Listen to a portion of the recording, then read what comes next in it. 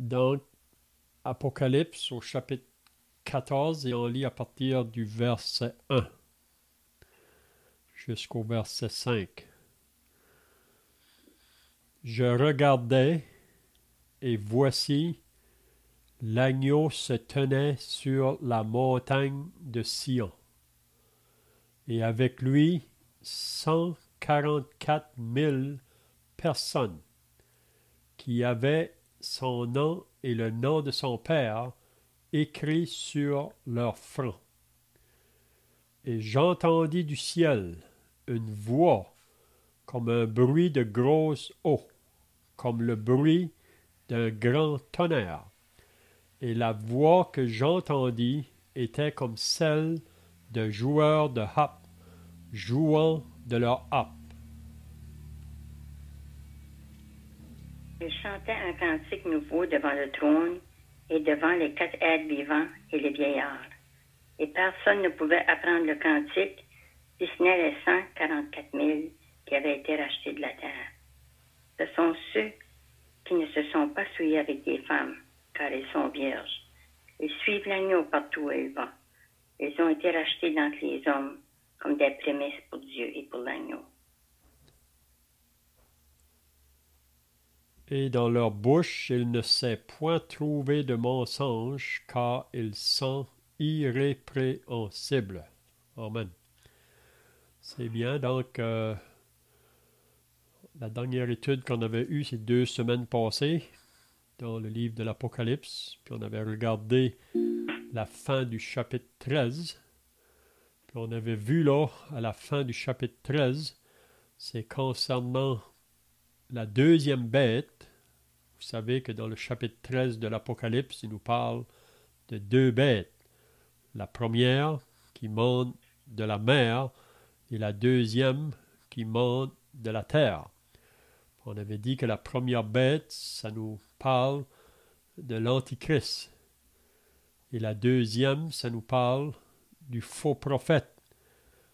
Donc on sait que l'Antichrist est vraiment associé à la Trinité diabolique. On avait dit qu'il y a une Trinité du côté de Dieu, le Père, le Fils et le Saint-Esprit, mais il y a aussi une Trinité du côté du diable. Et on avait vu au chapitre 12 le diable qui est comparé à un dragon. Puis ensuite, on voit ici l'Antichrist, puis ensuite, on voit le faux prophète. Puis ces 3 identités, si on peut dire, travaillent ensemble, puis c'est toujours dans le but d'apporter de l'adoration au diable. Vous savez que depuis le début, c'est ça que le diable travaille pour attirer le monde à lui afin qu'il l'adore. Puis on voit que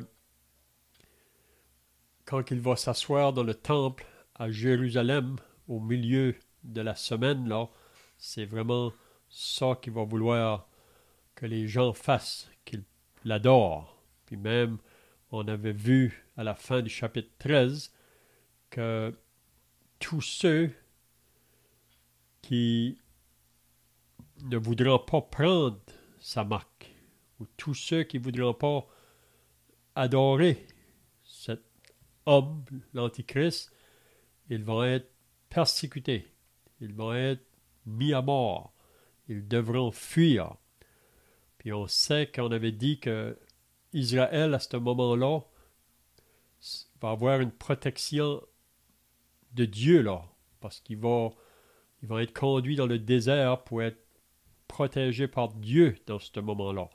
Parce que vous savez que le diable, depuis le début, il veut détruire ce peuple-là. Il veut détruire Israël, puis la raison, c'est parce que toutes les prophéties qui ont été annoncées s'accomplissent au travers de ce peuple-là. Donc, le diable, depuis le début, travaille toujours pour détruire Israël.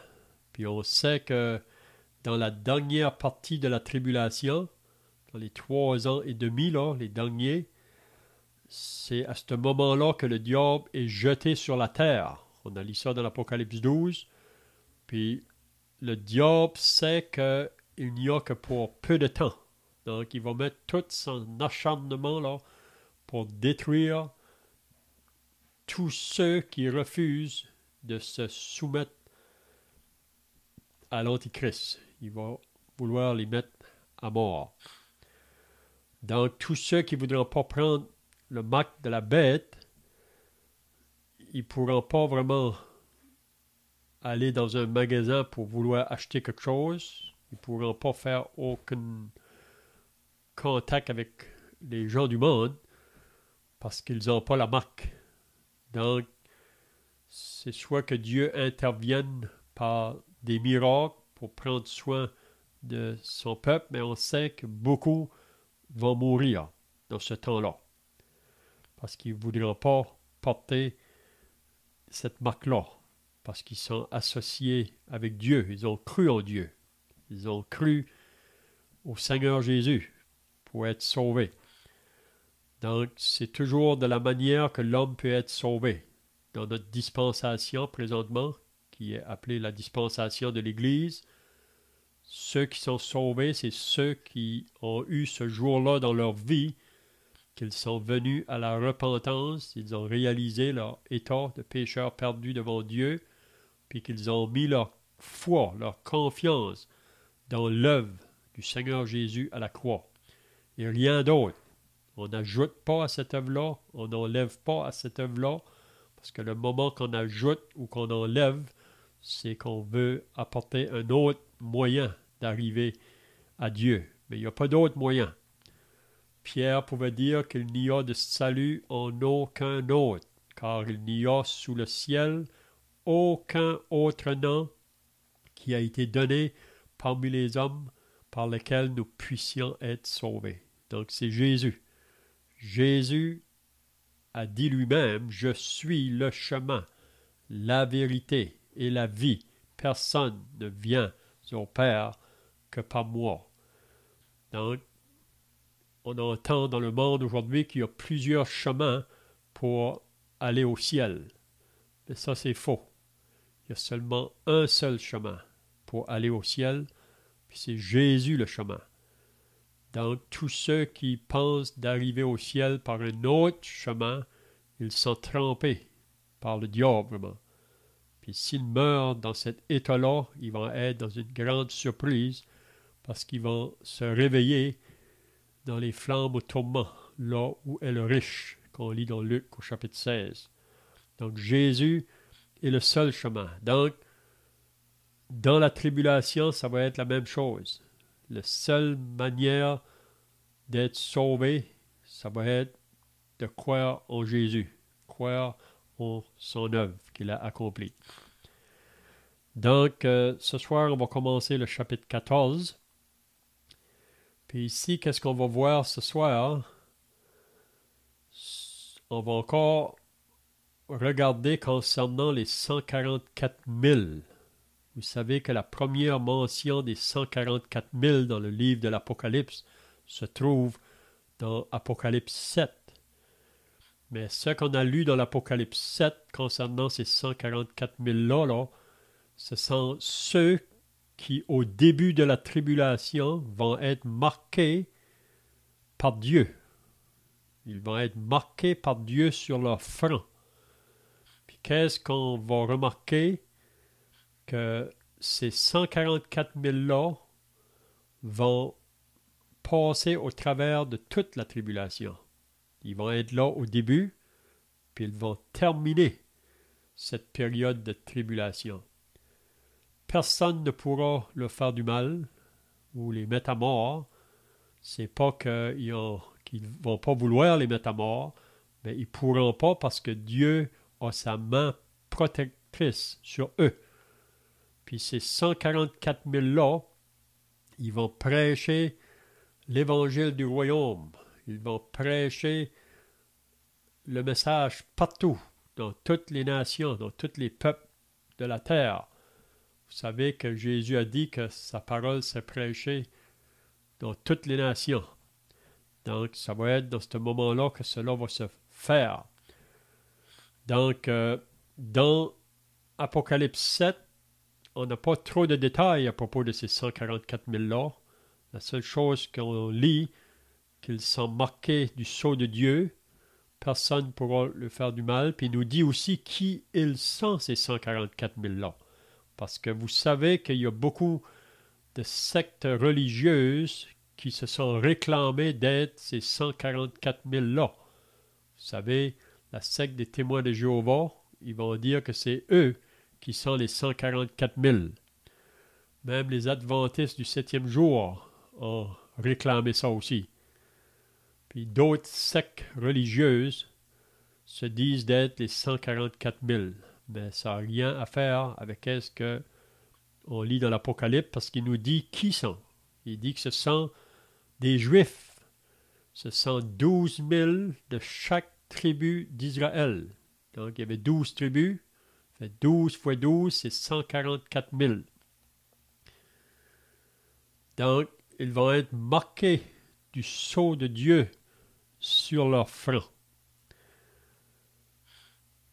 Il y a un autre groupe de personnes qui vont parler dans la tribulation. On ne dira pas un groupe peut-être, mais on pourrait dire 2 hommes. On a vu ça dans l'Apocalypse au chapitre 11. Ça comprend les 2 témoins qui vont se lever dans la tribulation pour parler de la part de Dieu. Puis on avait vu aussi que ces 2 hommes-là, leurs ennemis ne pourront pas leur faire du mal, parce que le moment qu'ils vont venir pour faire du mal à ces hommes-là, ça dit que le feu sorte de leur bouche et ils consument leurs ennemis. Mais on sait qu'après leur période de temps, parce que Dieu leur a donné un temps de service, donc pendant le service, on ne peut pas leur faire du mal, mais à la fin, quand ils vont avoir terminé leur service, on a lu que l'Antichrist va les mettre à mort. Puis ils vont les laisser leur corps sur le chemin, là, dans la ville. Mais 3 jours après, ça dit qu'ils vont être ressuscités. Puis ils vont monter au ciel. Puis ça nous dit que quand il était mort, les gens de la terre étaient contents, ils se réjouissaient. Parce qu'ils n'étaient plus dérangés vraiment par la parole de ces prophètes-là. Donc c'est encore pareil aujourd'hui. Si vous annoncez le message de l'Évangile, les gens n'aiment pas ça. Parce que ça dérange. Et ça révèle leur état devant Dieu. Ça révèle leur péché, puis ils ne veulent pas ça. À moins que c'est des personnes qui cherchent réellement Dieu. Donc les 2 témoins, puis ce soir, on ne va pas regarder ça, là, mais à partir du verset 6 de l'Apocalypse 14, il y a 3 anges qui vont apporter à la terre les derniers messages de Dieu. Dernier message de Dieu. Donc, c'est des anges qui vont apporter un message aux hommes, les derniers. Puis il n'y aura pas d'autres messages après ça. Donc, qu'est-ce qu'on apprend par là? C'est que Dieu, dans sa grâce, dans son amour, dans sa miséricorde, il pousse toujours, on pourrait dire, sa patience à la limite, parce qu'il veut pas que les hommes périssent. Il veut que tous arrivent à la repentance, mais on sait que la limite de sa patience va terminer. Puis ici, vraiment, dans le chapitre 14, là, on voit qu'on est rendu vraiment à la fin de la tribulation. Puis là, on va voir comment est-ce que Dieu va intervenir puis qu'il va mettre fin à toute la méchanceté des hommes. Vous savez, le chapitre 12 et 13, c'est plutôt associé à qu'est-ce que le diable va accomplir. Ça paraît que c'est lui qui est au premier, si on peut dire, mais c'est faux. C'est le Seigneur qui va finir en gloire. Puis on va voir ça dans le chapitre 14. Donc le chapitre 14 se divise en 3 parties. Puis ce soir, on va regarder le premier. Donc la première partie, c'est du verset 1 à 5. Puis là, on va regarder à propos des 144 000. La deuxième partie, c'est du chapitre 6 jusqu'au verset 13. Du verset 6 au verset 13. Donc ça, c'est la deuxième partie du chapitre 14. C'est là que ça parle concernant le message des 3 anges, là. Puis ensuite, du verset 14 à la fin du chapitre, là, ça parle de la moisson et la vendange. Donc, c'est là que ça parle. L'heure de moissonner est venue car la moisson de la terre est mûre. Donc, ça va prendre place à la fin de la tribulation. Donc, je ne sais pas si quelqu'un a d'autres pensées là, de ce qu'on a vu dans les semaines passées. Sinon, on commence au verset 1 du chapitre 14.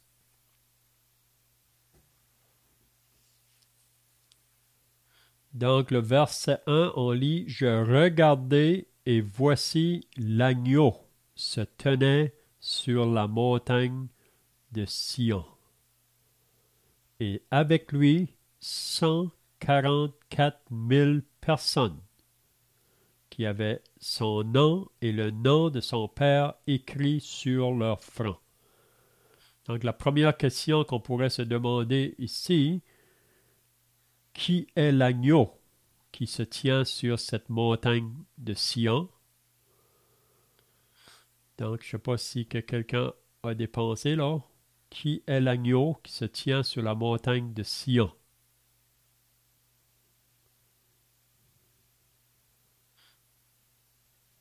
Serait-il le Seigneur? C'est ça serait Jésus. Et on voit souvent dans le livre de l'Apocalypse, Jésus qui est représenté comme l'agneau. On l'avait vu là dans le chapitre 5 de l'Apocalypse. Donc ici, on le voit de nouveau. Mais ici, on le voit vraiment à la fin de la tribulation. Ici, c'est quand que la tribulation va terminer. Ça veut dire que juste avant qu'il prenne cette place-là sur la montagne de Sion, il va y avoir la guerre Armageddon qu'on appelle, quand que toutes les nations de la terre, avec l'Antichrist, vont se lever pour faire la guerre à Israël. Puis c'est à ce moment-là, quand que Israël va se voir là au mur, si on peut dire. Parce que, vous savez, c'est ça depuis le début. On a voulu détruire ce peuple-là. Ça, c'est le dessein du diable depuis le début. Puis vous savez comme moi, si vous regardez dans l'histoire, là, c'est un peuple qui a été beaucoup persécuté. On a voulu leur faire du mal, mais ils sont toujours là, ce peuple-là. Même s'il y a des grandes armées qui sont levées pour les attaquer. Parce que c'est le peuple de Dieu. Vous savez, Israël, présentement, est mis à côté, si on peut dire. Présentement, on est dans le temps de l'Église. Mais après que l'Église est enlevée, Dieu recommence à travailler avec ce peuple-là parce que Dieu a fait des promesses, puis il va les accomplir au travers de ce peuple-là. Donc, à la fin de la tribulation, quand que toutes ces armées-là se mettent ensemble pour attaquer Israël, c'est à ce moment-là que Jésus descend du ciel. Ça, c'est à la fin de la tribulation. Là, ça, on pourrait dire que c'est sa deuxième venue, quand il vient pour établir son royaume. Mais avant qu'il établisse son royaume, il va venir faire la guerre à l'Antichrist et le faux prophète. Puis vous savez que nous, qui ont été enlevés, l'Église qui a été enlevée 7 ans auparavant, on va venir avec Jésus du ciel. Mais ce n'est pas nous qui va combattre, c'est lui qui va combattre. C'est lui notre vainqueur. Il va combattre l'Antichrist et le faux prophète, puis ils vont être jetés dans l'étang de feu et de soufre, là où le diable sera jeté 1000 ans plus tard. Donc ici, c'est vraiment à la fin de la tribulation. Donc c'est bien de comprendre aussi quand on lit le livre de l'Apocalypse, là, c'est pas un livre chronologique qu'on appelle que les événements suivent un après l'autre. On peut voir quand on lit ce livre-là, parfois Jean nous parle des choses de la fin de la tribulation, ou parfois il parle au milieu de la tribulation, ou au commencement. On voit que c'est comme ça que ça se fait, là, le livre de l'Apocalypse. Mais ici, on peut voir que pour moi, c'est juste à la fin de la tribulation, c'est quand que les 144 000 ont traversé toute la tribulation. Personne n'a pu les toucher, leur faire du mal, parce qu'ils sont marqués du sceau de Dieu. Puis là, ils sont sur la montagne de Sion. Ça, c'est une montagne qui se trouve à Jérusalem, juste alentour. Hein. Puis c'est là que Jésus va se présenter. Puis ici, on peut voir aussi que probablement, il y aura le jugement des nations qui va prendre place à ce moment-là. Avant qu'il établisse son royaume, là, il va y avoir le jugement des nations. On lit ça dans Matthieu 25. Mais qu'est-ce qu'on va regarder ce soir, c'est concernant les 144 000 là, qui sont encore mentionnés ici. Donc, ils sont avec Jésus. Donc, tout le long de la tribulation, ces hommes-là qui ont été marqués de Dieu ont persévéré en annonçant l'évangile du royaume, celui qui vient pour régner. Puis, ça n'a pas été facile, mais ils ont persévéré tout le long. Puis Dieu les a gardés par une main là, forte. Personne ne pouvait les toucher. Puis si vous vous rappelez dans Apocalypse 7, ça nous avait dit que ces hommes-là ont été marqués du sceau de Dieu. Puis peut-être qu'on se demanderait qu'est-ce que c'était la marque qui a marqué ces hommes-là, ces 144 000-là. Mais ici, on le lit là, au verset 1 du chapitre 14. Qu'est-ce que c'était la marque? C'était qu'ils avaient sur leur front le nom de l'agneau, qui avait son nom, le nom de l'agneau, et le nom de son père, écrit sur leur front. Donc, qu'est-ce qu'on apprend par là? Que ces 144 000-là étaient la propriété de Dieu, le Père, et du Fils, le Seigneur Jésus-Christ. Donc, c'était ça qu'ils étaient marqués. Ils étaient scellés par Dieu, si on veut dire, pour dire, ces hommes-là m'appartiennent. Puis il n'y a personne qui peut leur faire du mal. Je vais les protéger tout le long. Puis vous savez que nous, aujourd'hui, qui sommes associés à l'Église, nous sommes aussi marqués. Et nous sommes marqués du sceau de Dieu qui est le Saint-Esprit. Donc chaque enfant de Dieu a été scellé du Saint-Esprit de Dieu pour dire que nous sommes la propriété de Dieu. Vous savez, on appartient à Dieu. Le diable ne peut plus nous réclamer. Pour ceux qui ont cru au Seigneur Jésus, qui ont mis leur foi en lui, le diable ne peut plus réclamer notre âme. Alors, il peut peut-être essayer de nous arrêter dans notre marche. Il va mettre toutes sortes d'obstacles pour pas qu'on porte le témoignage fort pour Dieu, parce qu'il sait que si on porte un bon témoignage, que ça va gagner d'autres âmes à Christ. Donc le diable va faire tout son possible pour essayer de nous mettre des embûches ou des obstacles dans notre marche. Mais vraiment, le diable ne peut plus nous réclamer. On appartient au Seigneur. Puis ça, c'est bien pour chaque enfant de Dieu là, qu'on puisse réaliser à qui on appartient. Et même tous les titres qui sont donnés là aux enfants de Dieu. Premièrement, qu'on est un enfant de Dieu. C'est quelque chose, ça. Et on appartient à la famille de Dieu. Puis il y a plusieurs choses que Dieu dit qu'on est. Il nous dit dans Matthieu 5, vous êtes la lumière. Donc, comme un enfant de Dieu, on est une lumière pour éclairer le monde qui nous entoure, qui sont dans les ténèbres. On est même appelé dans Philippiens des flambeaux pour éclairer ce monde. Puis aussi, on est appelé le sel. Vous êtes le sel de la terre. Même que dans 2 Corinthiens 2, il dit qu'on est le parfum de Christ. Donc, c'est bien de réaliser notre identité, qui on est comme chrétien. Bon, peut-être que pour le monde, on n'est pas grand-chose. On est regardé comme des gens de rien. Mais pour Dieu, on est une grande valeur. Puis si Dieu nous laisse sur la terre, il veut qu'on soit comme ces 144 000-là qui vont vivre dans la tribulation. Là. Il veut qu'on soit des personnes qui portent le message autour de nous, afin que d'autres puissent venir à Christ pour être sauvés. Donc, il y a un autre groupe de personnes qu'on va voir dans le chapitre 14 qui va être marqué. Mais ils ne seront pas marqués du sceau de Dieu. Ils sont marqués de la marque de l'Antichrist. Mais ça, c'est tous ceux qui ont refusé le Seigneur Jésus pour s'associer à la bête. OK, donc, je ne sais pas si vous avez d'autres pensées ici, là, dans le verset 1. Donc, c'est Jésus sur la montagne de Sion avec les 144 000. Est-ce que quelqu'un a d'autres pensées là? Ou des questions?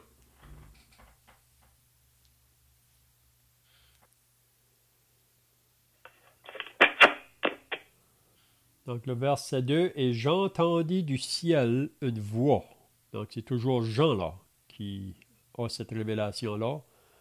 Donc, il dit au verset 1, « Je regardais et voici l'agneau. » Là, maintenant, il dit, « J'entendis du ciel une voix comme un bruit de grosse eau. » Donc, je ne sais pas si vous avez déjà été face à des chutes qui coulent, là, qui sont très fortes. On peut penser aux chutes Niagara. Quand vous êtes alentour, vous entendez le bruit de ces eaux-là qui tombent dans la chute. Mais ici, il dit, j'entendis du ciel une voix comme un bruit de grosse eau, comme le bruit d'un grand tonnerre. Donc, vous pouvez vous imaginer le bruit là. Le bruit de grosse eau, comme le bruit d'un grand tonnerre. Et le bruit du tonnerre. On entend ça de loin. Ça peut faire trembler même. Et aussi, et la voix que j'entendis était comme celle de joueurs de harpe. Donc, on voit cette musique-là qui vient du ciel, si on peut dire, jouant de leur harpe. Donc, les personnes qui jouent de la harpe, c'est ça la musique qui se fait entendre, puis ça vient comme des grandes eaux ou des grands tonnerres. On peut s'imaginer une grosse chorale qui est en train de chanter là, avec des milliers et des milliers de personnes. Puis qu'est-ce que ça nous dit là? Et ils chantent un cantique nouveau devant le trône. Donc il dit à propos de ces 144 000 là, ils vont chanter un cantique nouveau. Donc ça veut dire que c'est un cantique qui n'a jamais été entendu. C'est un cantique nouveau. Ils le chantent devant le trône et devant les 4 êtres vivants et les vieillards. Donc, on voit que ce chant-là va monter devant le trône de Dieu, devant les 4 êtres vivants et les vieillards. Puis ça nous dit, et personne ne pouvait apprendre le cantique si ce n'est les 144 000 qui avaient été rachetés de la terre. Donc, il n'y a personne d'autre qui pouvait apprendre ce cantique-là. Donc, qu'est-ce que c'était ce cantique-là? Mais si on va à Apocalypse 15 et au verset 2, il nous parle, ou le verset 3 plutôt, il nous parle d'un cantique-là. Je ne sais pas, ça parle d'un cantique nouveau, mais peut-être c'est pas le même ici, mais on va juste voir qu'est-ce que le cantique ici nous parle dans l'Apocalypse 15 et le verset 3, là, si on lit. Et il chante le cantique de Moïse, le serviteur de Dieu, et le cantique de l'agneau en disant, puis on lit à propos des paroles du cantique, « Tes œuvres sont grandes et admirables, Seigneur Dieu Tout-Puissant. Tes voies sont justes et véritables, Roi des nations. Qui ne craindrait, Seigneur, et ne glorifierait ton nom, car seul tu es saint. » Et ça nous dit là, « Et toutes les nations viendront et se prosterneront devant toi, parce que tes jugements ont été manifestés. » Donc ici, on voit le cantique de Moïse. Donc ça va être un cantique probablement semblable, un cantique nouveau. Puis qu'est-ce qui fait que ces 144 000-là peuvent chanter? Probablement, ils chantent à cause de leur la victoire que le Seigneur leur a donnée là, tout au long de cette tribulation-là. Vous savez, quand le peuple d'Israël est sorti de l'Égypte, après qu'ils ont traversé la mer Rouge, si vous vous rappelez, il y a eu un chant qui a été chanté là. C'était même Marie, la sœur de Moïse, qui était en avant, là, qui leadait. C'était un chant de délivrance, un chant de victoire. Donc, vous savez qu'un jour, on va être associé à ce chant de victoire pour nous qui sommes associés au peuple de Dieu. On a des raisons pour chanter, même si on a à passer par des difficultés parce qu'on est chrétien, des grandes épreuves parfois, de l'opposition, mais on peut chanter. Si vous vous rappelez, quand que Paul et Silas, on lit dans les Actes des Apôtres au chapitre 16, après qu'ils ont prêché l'Évangile dans la ville de Philippe, il y a une femme qui a été sauvée, Lydie, la première, puis ensuite il y a eu une deuxième, puis là, la persécution est venue, Paul et Silas ont été jetés en prison, puis vous vous rappelez que dans la prison, après avoir été battus de verge, c'est pas qu'ils connaissaient pas les douleurs, mais au travers de leurs douleurs, ils pouvaient chanter des cantiques à Dieu et prier. Puis vous vous rappelez que le geôlier, après qu'il y a eu le tremblement de terre, il s'est jeté à leurs pieds pour leur demander « Que faut-il que je fasse pour être sauvé? » Puis Paul a dit « Crois au Seigneur Jésus et tu seras sauvé. » Donc on voit Paul et Silas qui chantaient face à des persécutions qui sont venues, mais dans leur cœur, ils pouvaient chanter. Donc ici, les 144 000, on voit qu'ils vont chanter ce cantique nouveau. OK, donc, je ne sais pas si vous avez d'autres pensées ici, là. Il ne faut pas être gêné si vous avez des pensées ou des questions.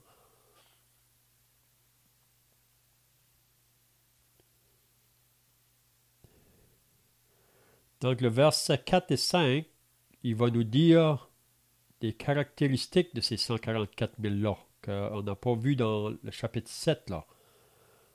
Puis on voit vraiment ces hommes-là qui étaient marqués de Dieu, c'était des hommes intègres, c'était des hommes qui marchaient vraiment par la puissance de l'Esprit de Dieu.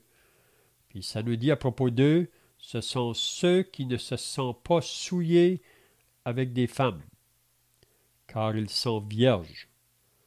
Donc on sait qu'il peut y avoir différentes pensées ici, mais moi j'aime à penser que c'est exactement comme qu'il dit là.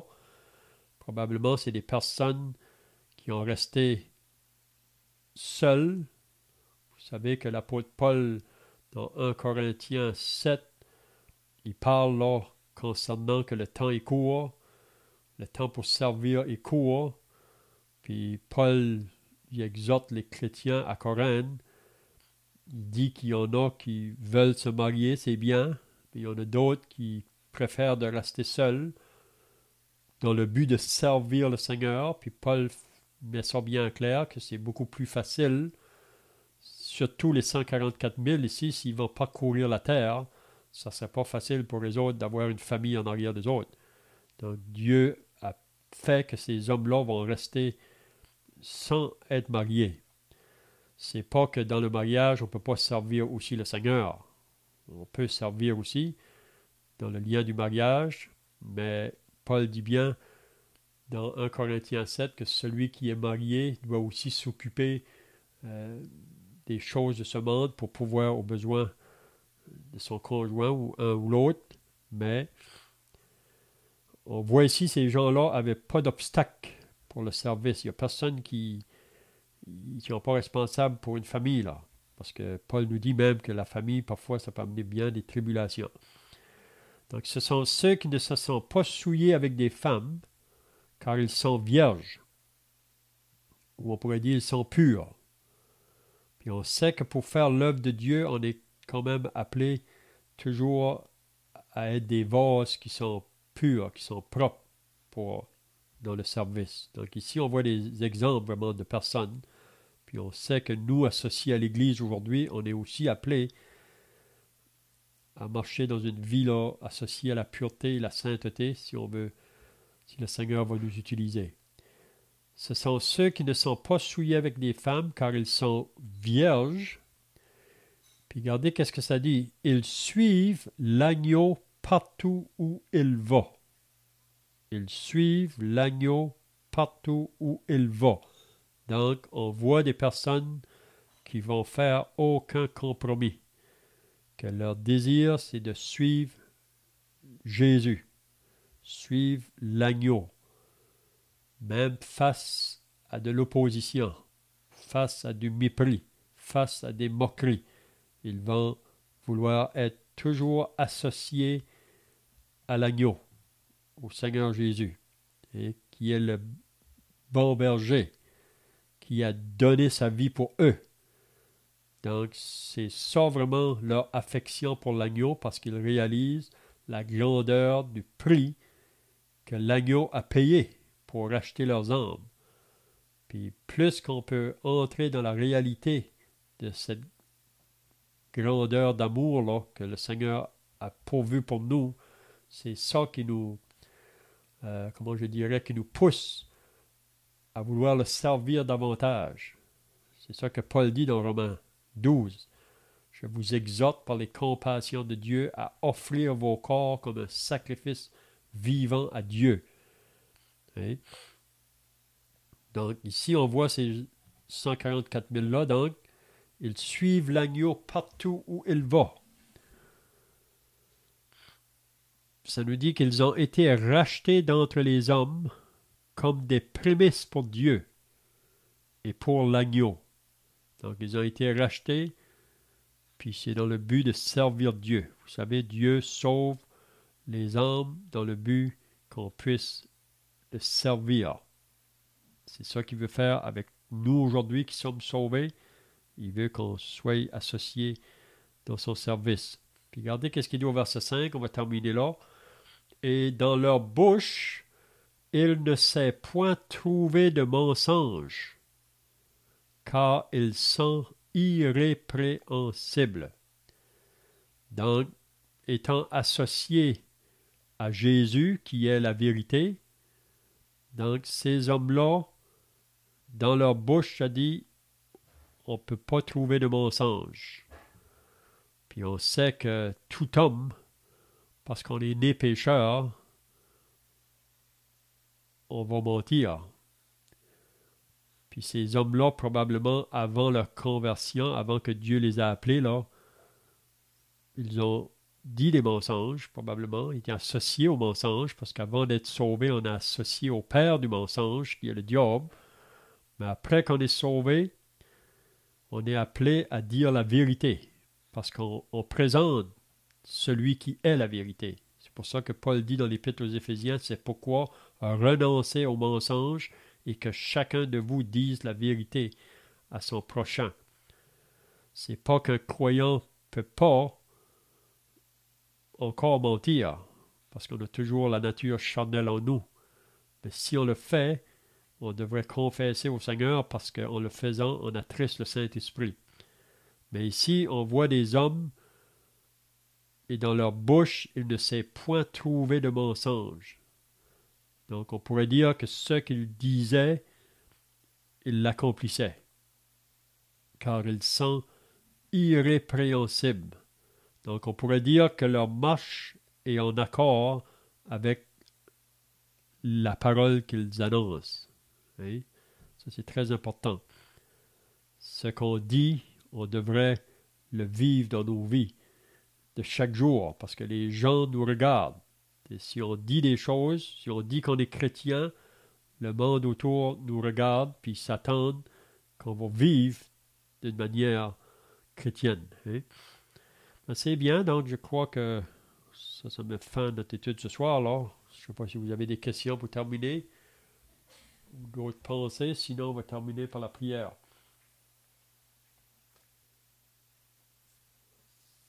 Prions. Notre Dieu et notre Père, nous voulons maintenant terminer par la prière, réalisant que c'est toi qui nous révèles ces vérités par le moyen de ta parole. Et nous réalisons que ce qu'on a regardé ce soir, que ces temps-là vont bientôt prendre place dans ce monde.